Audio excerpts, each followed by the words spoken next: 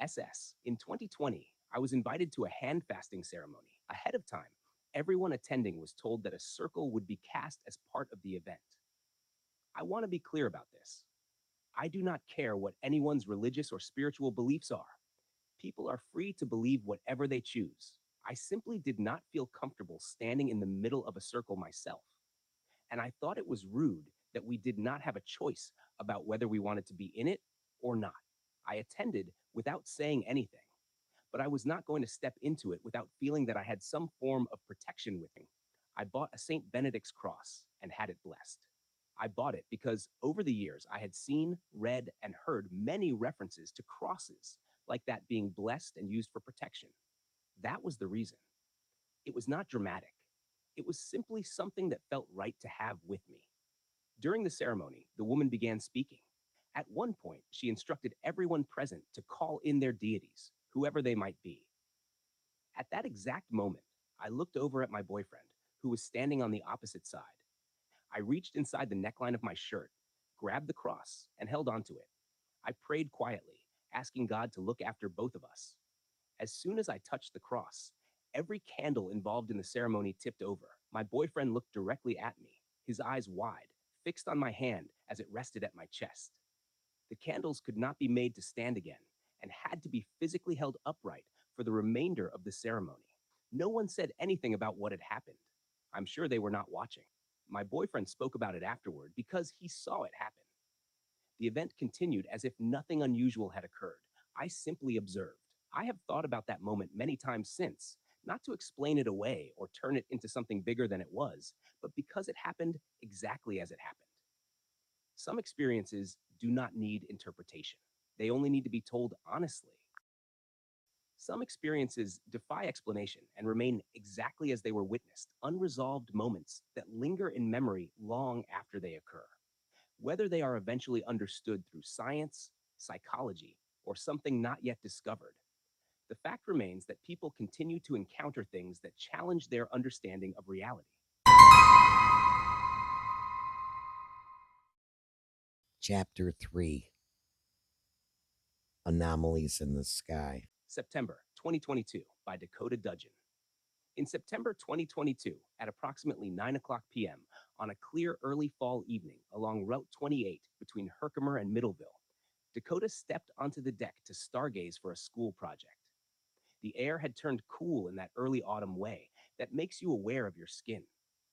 The valley was quiet. She had been outside for about 10 minutes, facing west and scanning the sky, when something appeared slowly over the hill in front of her. At first, she assumed it was an aircraft, but the shape did not fit. It was round and disc-shaped, outlined by red and white lights chasing one another around its edge in a looping pattern, very similar to Christmas lights. Without any reference point to judge height or distance, it appeared about the size of a nickel from where she stood. It traveled east in a straight path at first, then swerved slightly before correcting itself and continuing on. She listened for the familiar hum of an engine or the distant echo of rotor blades, but there was no sound at all. She felt the impulse to go inside and call someone out to confirm what she was seeing, yet she did not want to risk losing sight of it. She remained still, watching. When the first object finally moved beyond view, the sky seemed strangely empty. About 5 minutes later, a second object rose over the same western hill. It appeared identical in size and lighting pattern, but this one held a steady course as it moved east. It also made no sound. The longer she watched, the more unsettled she felt. Before the second object completely disappeared, she went back inside and shut the door. Herkimer, May 28th, 2021. 2:48 a.m. by Al Cancelino. On May 28th, 2021, at approximately 2:48 in the morning, Al was lying in bed looking up through the skylights above him. As he watched the night sky, he noticed 5 objects moving overhead. These were clearly not satellites, as their behavior quickly ruled that out. The objects moved all over the sky rather than following a steady path.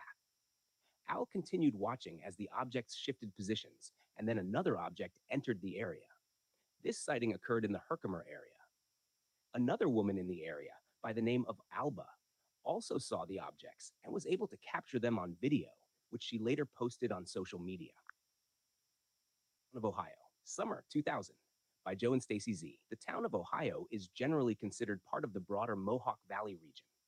It is a rural community known for its open land, wooded stretches, and quiet back roads.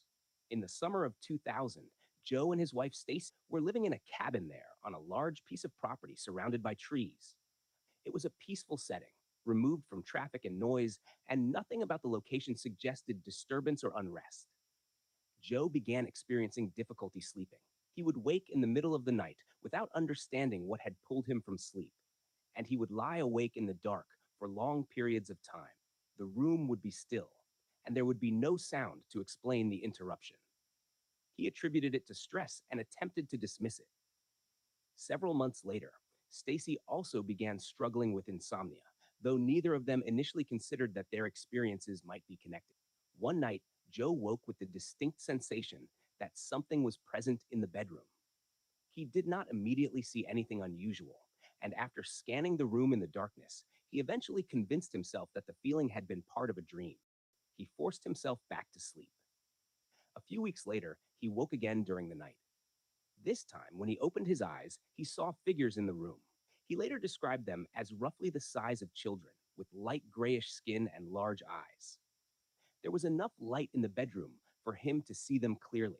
The sight terrified him, and he felt immediate panic. After that moment, his memory stopped. The recollection did not return all at once. Over the following months, fragments surfaced gradually.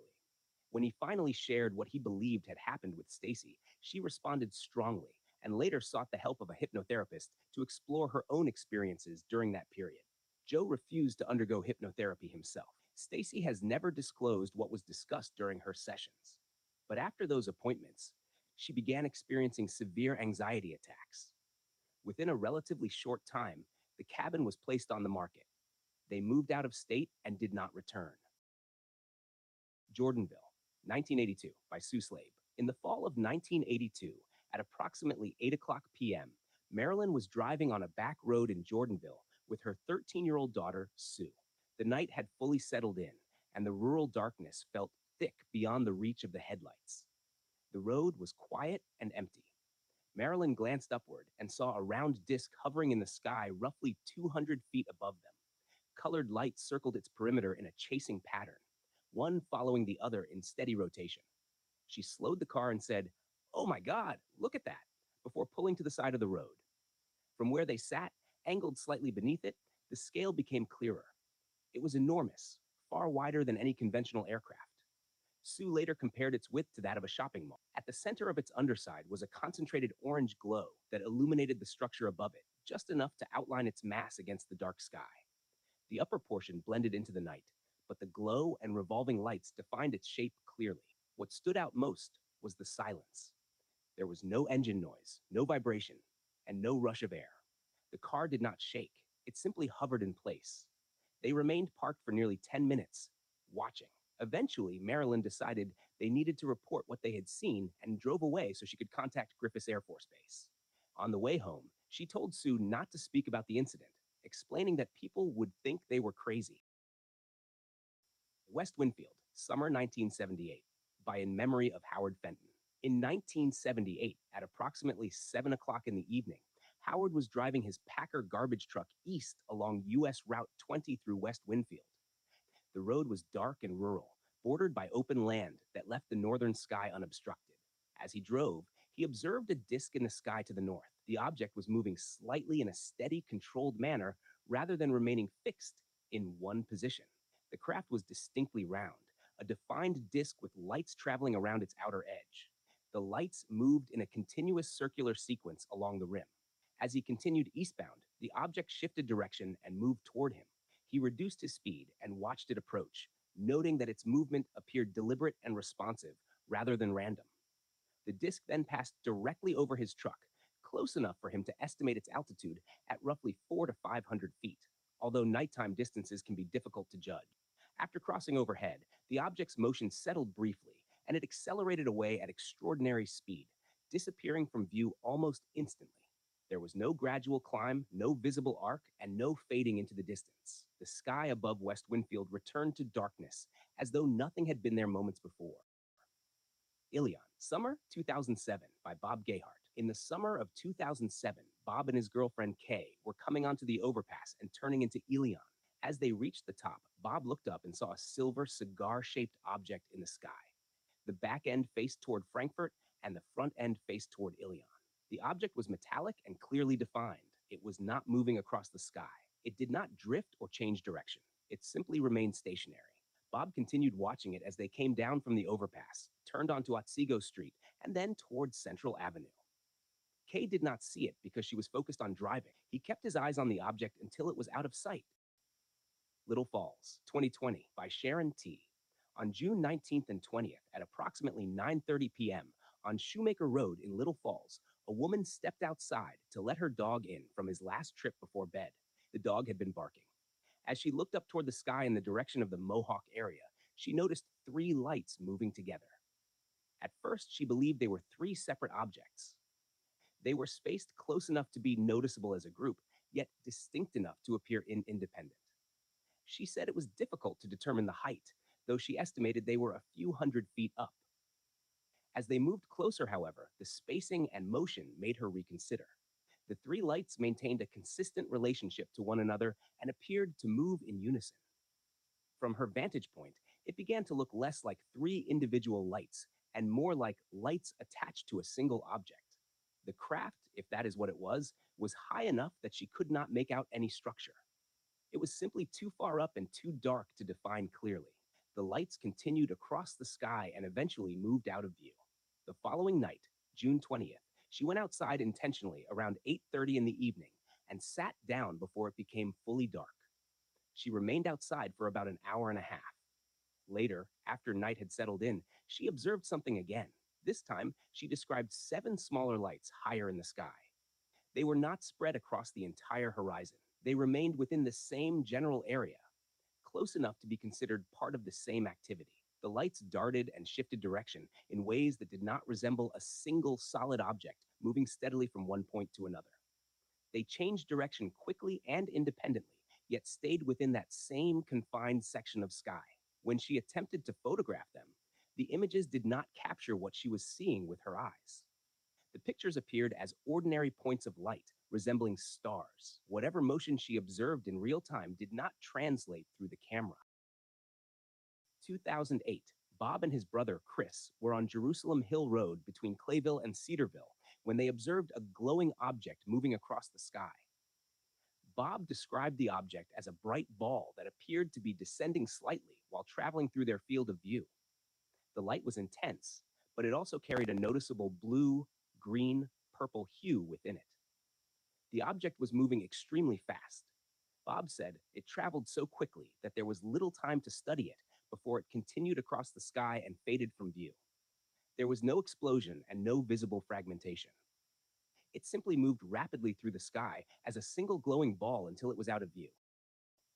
Sharon Springs, 2008, by Ryan Hiltz. In 2008, at approximately 2:30 a.m., Ryan and a friend were traveling along Route 20 in Sharon Springs when they witnessed a sudden and unexpected event. A glowing white ball went flying overhead at high speed, moving along a straight and unwavering path across the sky. As it passed above them, it illuminated the darkness and briefly lit up Route 20 beneath it, casting a bright white glow over the roadway and surrounding area. The object did not appear to change direction, slow down, or arc as it moved. It maintained a steady trajectory and continued forward until it disappeared from view. The entire event was over within 30 seconds, if even that long. It happened quickly and without warning, leaving both men momentarily stunned as they tried to process what they had just seen. Schuyler, 2025. It was a quiet night in May of 2025 in the town of Schuyler, New York, along Herkimer Road. The houses along that stretch of road sit back from the pavement with open lawns stretching toward the roadside. And at that hour, the entire area had settled into the kind of stillness that only comes late at night. No cars were passing, no headlights moved in the distance, and the countryside had grown silent as most of the town slept. Bonnie was inside the house, finishing up for the night. Before heading upstairs, she reached over and shut off the porch light, something she did every evening without much thought. As the switch clicked, the outside disappeared and the front yard dropped into darkness. Almost immediately, A single bright spot of light appeared through the sheer curtain covering the front window. For a moment, it looked like the glow from one car headlight, the kind of light that might briefly shine toward the house from the road. The problem was that it made no sense. There was no driveway across the road, nowhere for a vehicle to be sitting that would shine a headlight straight toward the house. Like that, unless it was a dirt bike. The light appeared suddenly and remained for only a moment before disappearing just as quickly, leaving the curtain dim again. Curious now, Bonnie stepped closer to the window and carefully pulled the curtain aside about an inch so she could peek out without being noticed. Movement across Herkimer Road immediately caught her attention. About 10 to 20 feet back from the roadside, four small objects were hovering above the grass. Most of the time, they remained 2 to 4 feet above the ground, spaced apart in a loose line. Each object appeared small, not much bigger than the size of a softball, and their shapes were unusual. None of them were perfectly round. Their outlines looked more like compressed ovals, as if something egg-shaped had been slightly flattened.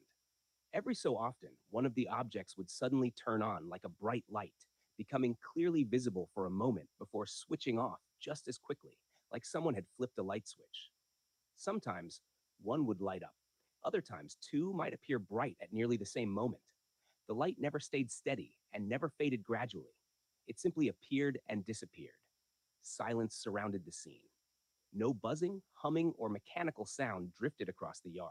A passing thought crossed Bonnie's mind that perhaps someone nearby might be flying drones, but the idea quickly faded as she continued watching their movement. The motions did not resemble anything a drone would do. One of the small objects suddenly rose upward to nearly 10 feet above the ground before dipping down until it hovered barely a foot above the grass. Most of the time, the objects remained between 2 and 4 feet high, though occasional rises and dips broke that pattern. Each movement looked controlled and deliberate, almost as though the objects were examining the ground beneath them. At one point, one of the objects suddenly shot sideways across the grass, covering several feet almost instantly. The movement showed no tilt or wobble, nothing resembling the adjustment a drone would make when changing direction. The object simply slid through the air as if it were following an invisible path. The other three followed shortly afterward, maintaining the same spacing between them as they drifted slowly across the field. Bonnie remained there watching for several minutes as the strange objects hovered and moved slowly over the grass, occasionally lighting up and going dark again. After about 10 minutes, the four objects gradually moved closer together until they were nearly side by side. Without warning, all four objects shot straight upward into the night sky. The movement was so sudden and so fast that Bonnie barely had time to react. Within seconds, the small shapes had vanished into the darkness above the treetops. Bonnie continued staring across Herkimer Road toward the spot where they had been hovering only moments earlier. The field was dark and empty. After a little while, she headed upstairs to go to bed. Her bedroom window also faced the other side of the road, looking out over the same hills and open land. Before settling in for the night, she walked over and looked outside one last time. Something immediately caught her attention. Kitty corner from her house, coming from the south, something enormous was moving slowly over the hills across the road. A large triangular-shaped object was rising into view. Bonnie said there was no doubt in her mind that what she was looking at was a UFO. It was not an airplane, not a helicopter, and certainly not some enormous drone. The craft came slowly over the hill, traveling on a northwest heading. Along its underside were what appeared to be tiny lights scattered across the surface. The object itself was difficult to see clearly because it was so dark, yet its outline was unmistakable. The massive triangular shape seemed to block out portions of the sky behind it, revealing its size as it moved silently over the hills. Bonnie later described it as being much larger than a football field, enormous in scale, and moving at a slow, steady pace as it crossed the sky. Did not dare open the window. Strange thing about it, she said later, was the complete silence. As massive as the object was, she felt certain there should have been some kind of sound, engines, wind displacement, something, but she heard nothing at all. The silence made the sight even more unsettling. Bonnie remained inside, watching quietly from the window. She never went outside to get a better look. The truth was that she was too scared to step out into the yard. She thought about calling someone, but stopped herself. It was late at night, and she doubted anyone would believe what she was seeing. Instead, she called her husband, who was out on the road driving truck at the time. As she described what was happening outside the window, he did not dismiss her. After years of driving long haul routes at night, he had seen plenty of strange things in the sky himself. Bonnie moved from one window to another, trying to keep the object in sight as it continued traveling across the sky. As it moved farther away, the small lights along its underside became harder to see. The farther it traveled, the dimmer those tiny lights appeared, until eventually they seemed to disappear altogether. Besides her husband, Bonnie later told her daughter and her granddaughter about what she had seen. She admitted she worried that if she told too many people, they might think she had gone nuts, because the story sounded unbelievable even to her. Hoping someone else might have witnessed the same thing, she spent time searching Facebook, looking through local posts to see if anyone nearby had reported seeing anything unusual in the sky that night. She could not find a single mention of it anywhere online. She had seen people post about strange things before, particularly a few unusual cloud formations that had made some people question whether they were looking at cloaked objects in the sky. But she had never once seen anyone post about something locally as enormous as the craft she witnessed that night. To this day, she still looks out the window every evening and again before going to bed, scanning the sky and the hills across the road, half expecting that one night she might see something like it again.